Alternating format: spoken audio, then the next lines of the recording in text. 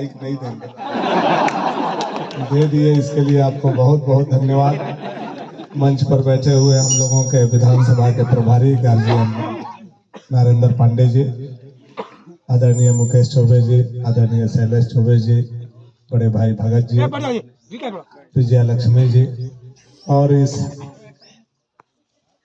सिद्धि गिद्धि पूरे दोनों गांव के बाबा भोले के दरबार में उपस्थित हमारे पिता तुल गार्जियन, बड़े भाइयों, नौजवान साथियों, हमारी माताएं और बहनें, सर्वप्रथम भगवान शिव के चरणों में प्रणाम करते हुए इस गांव में विराजमान सभी देवी देवता यथा डिहवार बाबा, रैया बाबा, बरम बाबा, कंकालनी माता, बघौत बाबा, बीरनाथ बाबा, भगवान शिव, माँ दुर्गा, माँ काली, बजरंग बली, सबके चरणों में प्रणाम करते हुए आपका बेटा आप सभी के चरणों में हाथ जोड़ करके प्रणाम करते हैं। जितना भाषण देना था वो पंचायत वाला में हम उस दिन दे दिए थे। अब भाषण देने का हमको लगता है जरूरत नहीं है, आज केवल हम हाजिरी बनाने आए कि अपने गांव में सब लोगों का, पुरनिया लोगों का कहना था कि उतना रात में हम लोग नहीं पहुंच पाए थे, तो हम आज हाजिरी लगाने आए हैं अपने गांव में। यह लड़ाई क्या रूप लिया है, आप सारे लोग समझदार हैं और राजनीति को भली भांति समझें। नेता समझता है कि हम बहुत ज्यादा समझदार हैं, लेकिन नेता के पास दो गो आंख है देखते। हमारे समझ से जनता ज्यादा समझदार है, क्योंकि हजारों जनता का, हजारों नहीं लाखों आंख जो है वो नेता को भली भांति रोआ रोआ देखने का काम करता है। कौन क्या है, क्या कर सकता है, उसका विचार कैसा है, उसका लड़ाई कैसा है, उसका बानी कैसा है, उसका तेवर कैसा है, वो समय पर काम आएगा कि नहीं आएगा, यह परख किसी के पास है। तो आप सम्मानित हमारे संविधान के मालिक, आप जनता के पास वह बाबा भीमराव अम्बेडकर साहब ने दिया है। मैं केवल यही कहूंगा कि इस विधानसभा को नहीं, झारखंड को संकट से बचाना है तो भाजपा को। आज 5 साल में झारखंड घुसपैठियों से, भ्रष्टाचारियों से, लुटेरों से, अफसरशाही से परेशान है, और उसका भुक्तभोगी कहीं ना कहीं आप लोग रोज होते होंगे। ब्लॉक में जाते होंगे तो आप सामना करते होंगे, अंचल में जाते होंगे तो सामना करते होंगे, थाना में जाते होंगे तो आपका रोज सामना होगा। यही 5 साल पहले रघुबर जी का सरकार था, 181 नंबर आपके लिए भाजपा ने दिया था। कोई भी राशन नहीं मिले तब 181 पर फोन करते थे, जमीन का मामला हो 181 पर फोन करते थे, कोई आपको डरवाता था तो 181 पर फोन करते थे, और दौड़ते हुए पुलिस, एसडीओ, डीसी तक भी आपके यहाँ आते थे और आपके समस्या का समाधान करते थे। वह भाजपा की सरकार थी। यह सरकार आया तो सबसे पहले 181 को बंद किया। 181 को बंद उसने नहीं किया, उसने जनता के जबान पर ताला लगाने का काम किया, आपकी आवाज को बंद कर दिया। आज न उसका कोई मॉनिटरिंग करने वाला है, न आप अपनी बात को रख पा रहे हैं। अधिकारी के पास आप जाते होंगे, अधिकारी आपसे पैसा मांगता है, आप बोलते होंगे कि हम पैसा नहीं देंगे, ये तो लीगल काम है, हम क्यों पैसा दें। तो बोलता है आपको जहां जाना है वहां जाइए, हम आपका काम नहीं करेंगे। हो रहा है कि नहीं हो रहा है? ये सब बिना पैसा का कोई भी काम आपका नहीं हो रहा है। उसके पीछे कारण है यह भ्रष्ट सरकार, भ्रष्ट तंत्र, भ्रष्ट व्यवस्था और भ्रष्टाचार का मुखिया हेमंत सोरेन का देन है कि झारखंड आज बजबजा रहा है। 40 लाख रोहिंग्या मुसलमान घुस गए। वो मुर्शिदाबाद आते हैं पश्चिम बंगाल से, मुर्शिदाबाद के माध्यम से वो पश्चिम बंगाल के माध्यम से हमारे झारखंड में घुस गए। अब 40 लाख जो आ रहे हैं वो खाना कहाँ का खा रहे हैं? झारखंड का खा रहे हैं। किस मिट्टी पर आ रहे हैं? हमारे मिट्टी पर आ रहे हैं। उसकी शादी ब्याह कहाँ हो रही है? हमारी बेटी बहू से।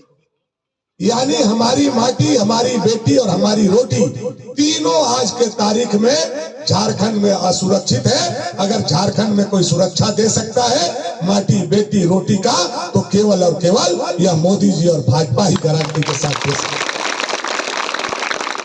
ये मुखिया का चुनाव नहीं है। चलिए गोसा है तो निकाल लेंगे, घर घोरान का लड़ाई है तो निकाल लेंगे, उसका बकरी उसके खेत में घुस गया था उसका बदला निकाल लेंगे, उसका मवेशी चर गया था उसका खाता पलट का लड़ाई है। ये वो लड़ाई नहीं, ये राज्य का लड़ाई है। जैसे देश के लड़ाई में मोदी जी को रोकने के लिए विरोधियों ने प्रयास किया, वैसे भाजपा नहीं आए झारखंड में, इसका भी षड्यंत्र और प्रयास हो। और भाजपा अगर नहीं आएगा तो आप लोग सारे यहाँ ब्राह्मण बहुल यह गांव है जहां बुद्धिजीवी हैं, आप देश दुनिया का खोज और खबर समाचार पत्र टीवी मीडिया रेडियो और मोबाइल से आपको रोज मिलता है। मैं जिम्मेवारी के साथ भगवान शिव के सामने खड़ा होकर के कह देना चाहता हूं, अगर जेएमएम का 5 साल और सरकार झारखंड में रह जाएगा तो आने वाला समय में बांग्लादेश के बाद पश्चिम बंगाल और पश्चिम बंगाल के बाद अगला कोई शिकार होगा तो वह शिकार हमारा झारखंड होगा। इस बात को बहुत भयावह स्थिति है। ये मैं अपने लिए नहीं बोल रहा हूँ, ये झारखंड के परिप्रेक्ष्य में और मोदी जी के बात को आपको, मोदी जी अभी गढ़वाए थे, आप लोग गए होंगे, उसको सुना होगा आप लोगों ने मोदी जी ने क्या क्या कहा। उतना बड़ा आदमी, हम लोग उनको एक तरह से भगवान को तो हम लोग देखे नहीं है, पूजा करते हैं, लेकिन आज गरीब का पेट पालने वाला कोई हिंदुस्तान में भगवान है तो हम नरेंद्र भाई मोदी को। और उन्होंने लगातार 4-5 मिनट तक हमसे बात किया, जब तक बाबूलाल मरांडी जी भाषण देते रहे 6-7 मिनट तक हमसे बात की।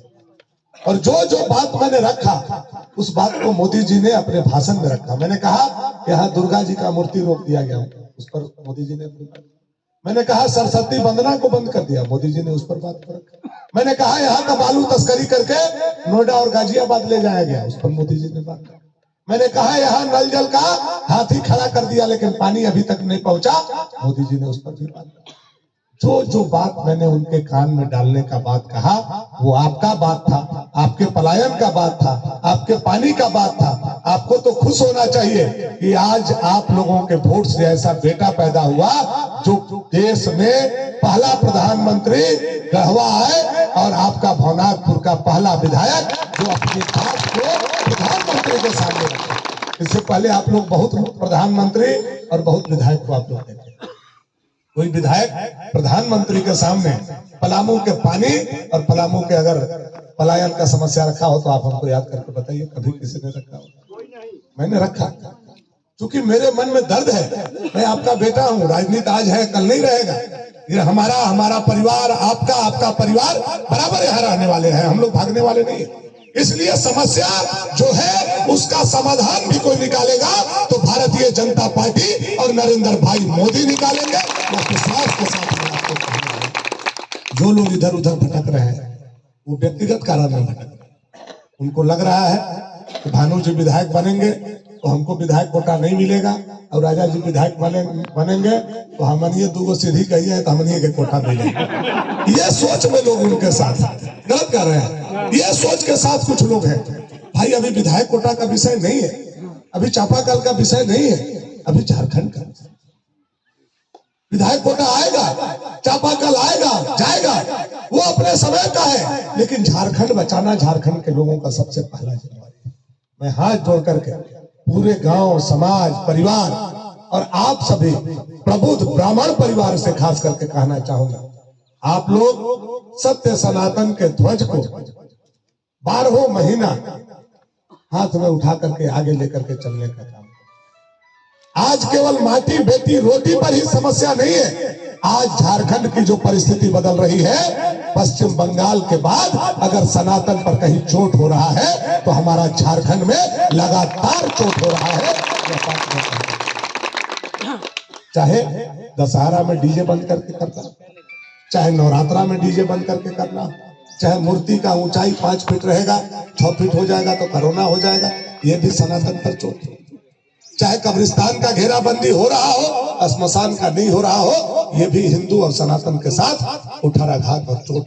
चाहे हमारे बच्चों को हरा पोशाक पहना दिया गया हो, यह भी एक सांकेतिक रूप से हमारे धर्म पर और हमारे जाति पर कुठाराघात है और हमारे लोगों पर चोट। इसको बचाने के लिए कौन आगे आएगा? 12 महीना अगर ध्वज को लेकर के आप आगे बढ़ते हैं और वोट के समय अगर हरियर का झंडा आपके हाथ में आ जाता है तो मैं तो कहता हूं यह धरती अब फाट जाओ, एकरे में हमन का समा जाए। हाथ में अगर हरा झंडा किसी हिंदू का आ गया आज के तारीख में, खास करके झारखंड में, हमको लगता है ये धरती को फटेगा। क्योंकि देश हमारा हमसे बड़ा है और उससे भी बड़ा हमारा धर्म है। धर्म है, धरती है, तब ये सीधी है, तब ये गिद्धि है, तब हम और आप। धर्म और धरती पर धक्का मिल रहा है। पेट पर मिलेगा हम बर्दाश्त कर लेंगे, पीठ पर मिलेगा हम बर्दाश्त कर लेंगे, लेकिन धर्म और धरती पर जब धक्का हो रहा है, वह मेरे सनातनी भाइयों उठिए और भगवा ध्वज को हाथ में थाम करके आजादी की लड़ाई करें। ये झारखंड को आजाद करने, यही विनती, यही निवेदन, यही आग्रह करने में आप लोग के बीच में आया था। क्योंकि बहुत जगह जाना है, आज छठ का सांझा है, सब लोगों के घर में पूजा पाठ हो रहा है, कई जगह कार्यक्रम लगा है।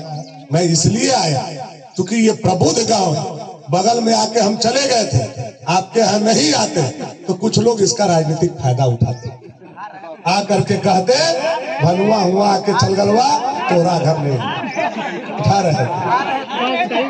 मैं जान रहा था, इसलिए आज छठ के दिन भी आपके घर में त्योहार हो रहा होगा, उसके बाद भी मैंने आपको परेशान, क्योंकि समय नहीं।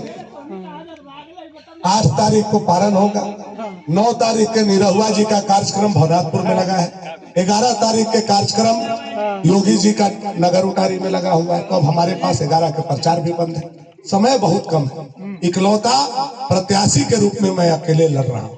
आप देख रहे हो नारा उन लोगों का क्या लग रहा है, उन लोगों का लग रहा है ताहिर हुसैन को विधायक बनाइए, ताहिर हुसैन के हाथ को मजबूत कीजिए, सोगरा बेबी के हाथ को मजबूत कीजिए। लेकिन हम बोल रहे हैं सीधी के हाथ को मजबूत कीजिए, और मैं बोल करके जा रहा हूँ गिद्धि के हाथ को मजबूत कीजिए, जनता के हाथ को मजबूत कीजिए, भगवा को मजबूत कीजिए, भारत को मजबूत कीजिए और सनातन को मजबूत कीजिए।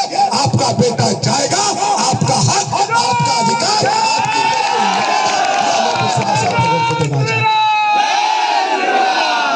आपका सम्मान मैंने बराबर दिल से किया है। मैं विधायक हूँ तब भी, और नहीं था तब भी, और मंत्री था तब भी। हमारा शरीर में नेवन आया है, हम टाइट नहीं हुए। ये आप लोग इतना दिन के अनुभव से आप लोगों को पता हो, इसलिए सारे लोगों को नेव के, झुक के, हाथ जोड़ के, सिर झुका करके पूरा गांव पंचायत को हम अभिवादन करते हुए, आपके चरणों में प्रणाम करते हुए, छठ की शुभकामना और बधाई देते हुए 11 तारीख के योगी जी के कार्यक्रम में आने के लिए नगर उटारी आमंत्रण देते हुए मैं अपने वाणी को विराम देता हूँ।